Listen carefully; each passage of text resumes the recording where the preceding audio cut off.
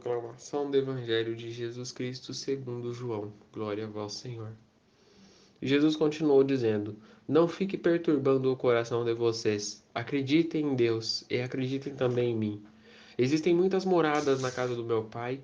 Se não fosse assim, eu não lhes teria dito, porque vou preparar um lugar para vocês. E quando eu for e lhes estiver preparando um lugar, voltarei e vocês comigo, para que onde eu estiver, vocês também estejam. E para onde eu vou, vocês também já conhecem o caminho.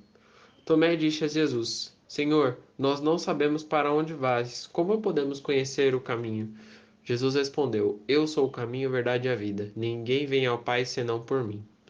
Palavra da salvação. Glória a vós, Senhor. Meus irmãos e minhas irmãs, que as palavras do Santo Evangelho perdoem os nossos pecados.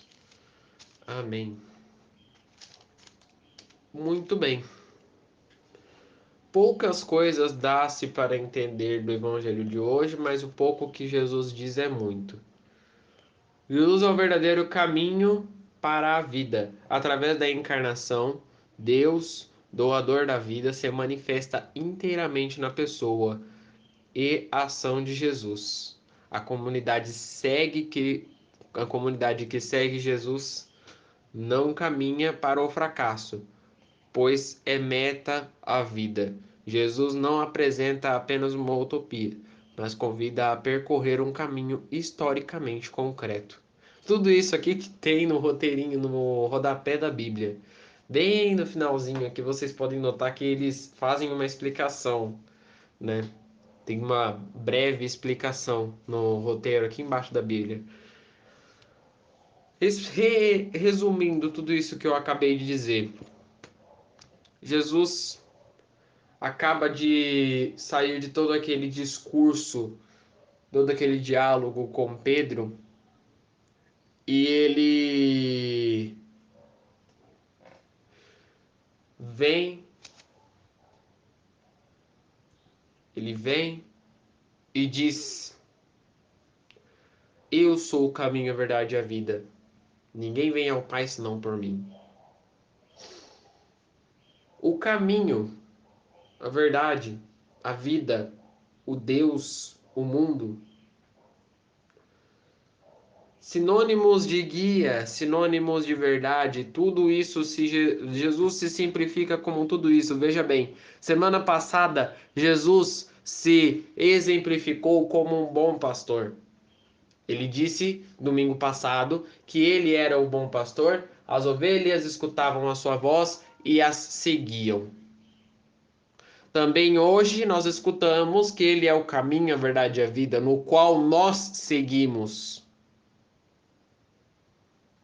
Ninguém segue um caminho à toa, todo mundo tem o seu objetivo. Qual é o seu objetivo de seguir o caminho de Jesus? Ninguém segue um caminho à toa. Ninguém segue um caminho à toa. Todos nós temos objetivos. Ah, eu tô fazendo esse caminho aqui, mas por que você tá fazendo esse caminho? Porque eu vou pra casa da minha avó, por exemplo. Eu vou visitar não sei quem. Eu vou lá na igreja assistir a missa. Qual é o seu objetivo seguindo esse caminho? Esse é o primeiro passo para reconhecer se você está ou não nos caminhos de Deus. Segundo passo, você se agrada com esse caminho? Por quê? Agradar-se de corpo e alma. As duas partes do corpo têm que estar unificadas. Lembram do exemplo da missa? Também eu dou este exemplo aqui. Quando a parte da palavra está conjuntamente carregada com a parte do espírito, do corpo, que é Jesus na Santíssima Eucaristia, a missa se torna perfeita. Por isso que o padre tem que saber muito bem e cuidadosamente selecionar os evangelhos. Por isso que o padre sabe muito bem do que ele fala. Por isso que ele estuda para isso. Porque as duas partes têm que se unir, têm que se juntar. O padre não pode falar uma coisa e na liturgia eucarística quer dizer outra. Por isso que no liturgia diária, quando você puder abrir o liturgia diária, você é um livrinho, né, que ele contém todas as orações da missa. E normalmente é ministro e padre que tem, ministro e celebrante que tem. Abre o liturgia diária qualquer dia, pega emprestado com alguém e abre para você ver. Lá vai estar escrito a oração eucarística, lá vai estar escrito as leituras, se tem bênção final ou não. Lá tem até um roteiro para o padre seguir ou para o celebrante de uma breve explicação da leitura, né? É como eu li, como eu acabei de ler aqui. Jesus nos convida a este caminho, a esta verdade e a esta vida. Por onde você quer seguir? O caminho de Deus é o caminho que você quer seguir. Eu acho que a maioria está aqui porque quer seguir o caminho de Deus. Mas será que este caminho que você está seguindo neste momento te agrada? E eu não estou falando do caminho de Deus, eu estou falando do caminho da sua vida. Ele te agrada? Agrada a você? Agrada ao seu irmão? De corpo e alma? Veja bem, para o caminho ser um caminho de Deus, o caminho de Jesus, ele tem que agradar a você de corpo e alma, como os discípulos que ficavam maravilhados a todo momento. Os discípulos falavam que coisa espetacular que é viver com Jesus, a ponto de você dizer que eu não sei viver em outro lugar a não ser perto de Jesus. Que coisa bonita que ficou eu pensando. Isso ano passado, ano retrasado, há 2 anos atrás, 2 anos seguidos.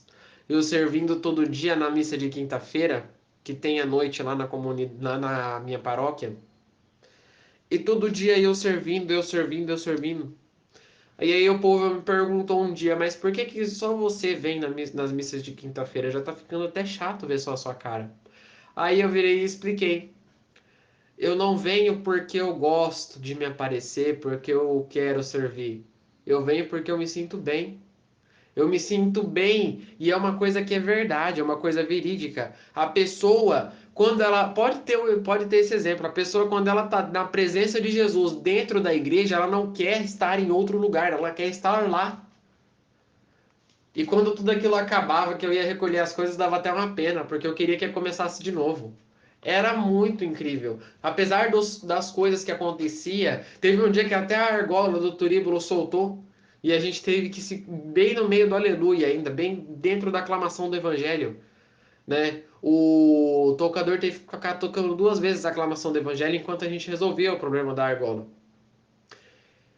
Mas sempre acontecia algum problema, mas o problema não era aquilo. A diferença não é aquilo. O que fazia a diferença na missa era estar com Jesus. Muda. Estar com Jesus muda o caminho. Então aí vem o terceiro ponto.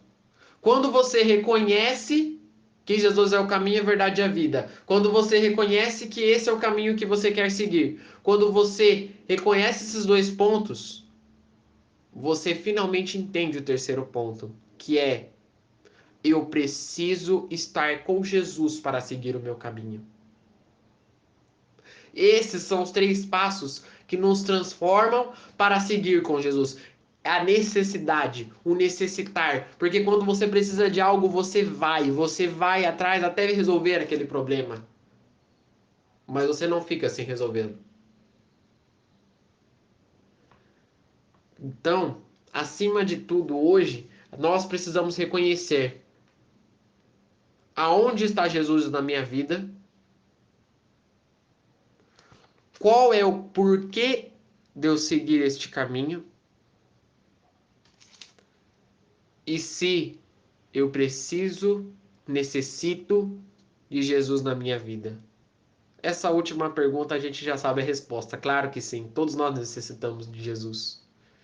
Mas essa pergunta você tem que, essas 3 perguntas você tem que fazer para o seu ritmo, para o seu íntimo, para a sua vida. Então, Que a palavra de Deus nos ajude na leitura de hoje a entender o que mais de necessário Jesus disse.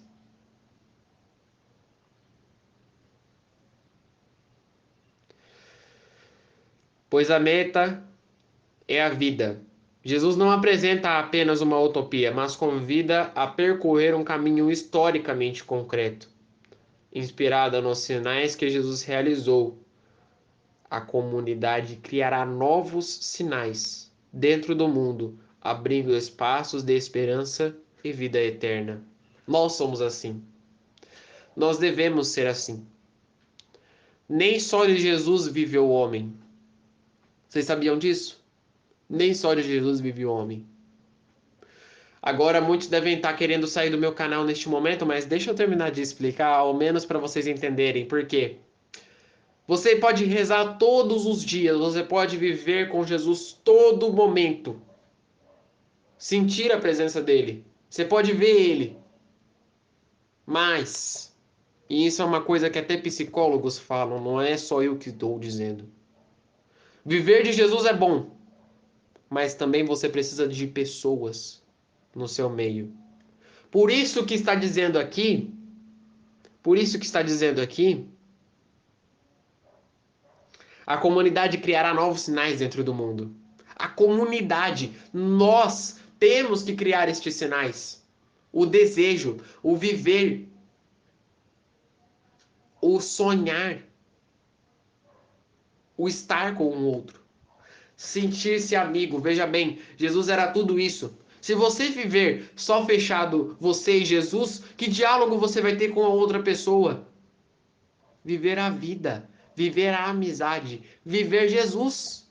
É isso que nós queremos. É isso que faz a diferença entre o catolicismo e outras religiões por aí. Porque não há a comunicação sua com Jesus e com o outro.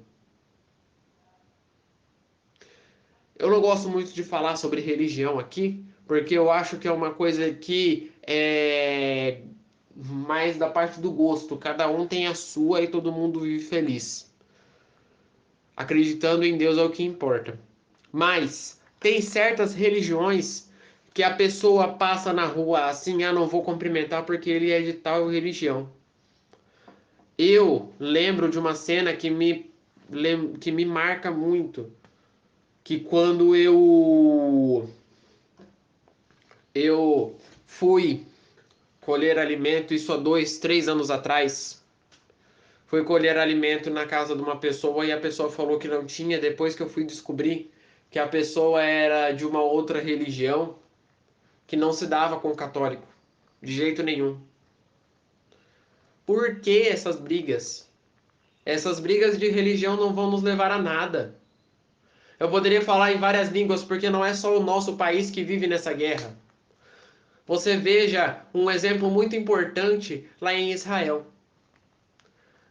O Hamas é um país muçulmano.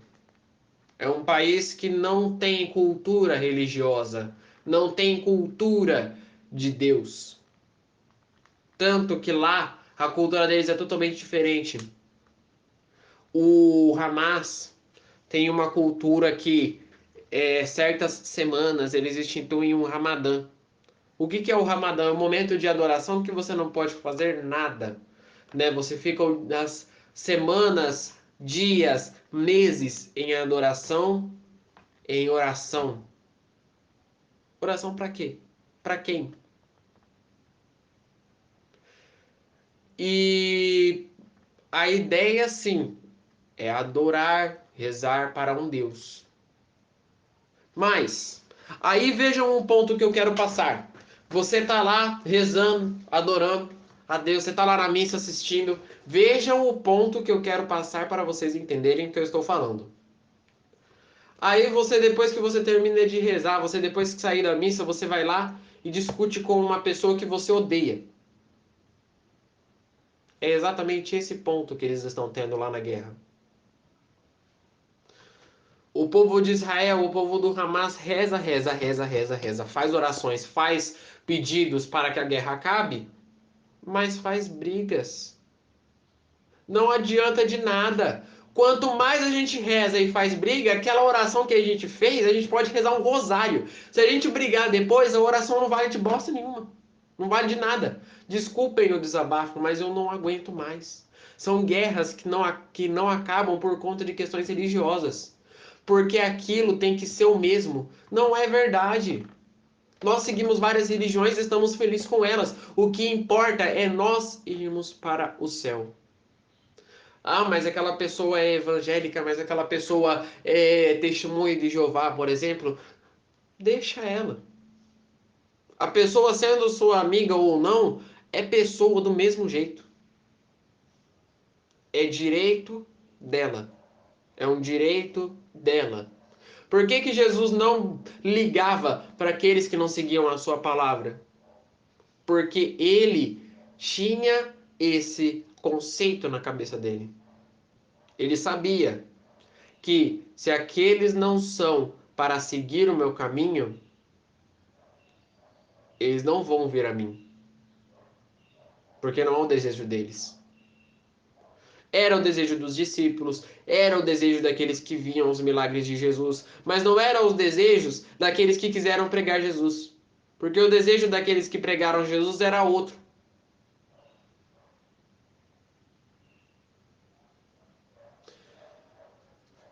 E é esse o quarto e último ponto que eu coloco para finalizar o evangelho.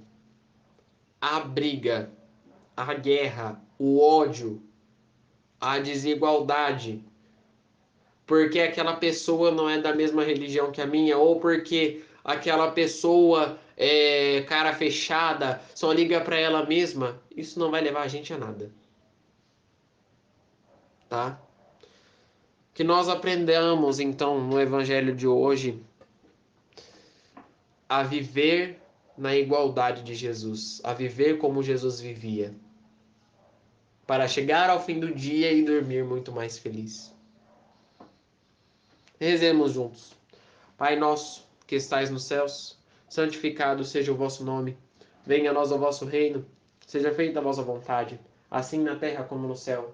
O pão nosso de cada dia nos dai hoje. Perdoai as nossas ofensas, assim como nós perdoamos a quem nos tem ofendido. E não nos deixeis cair em tentação, mas livrai-nos do mal. Amém.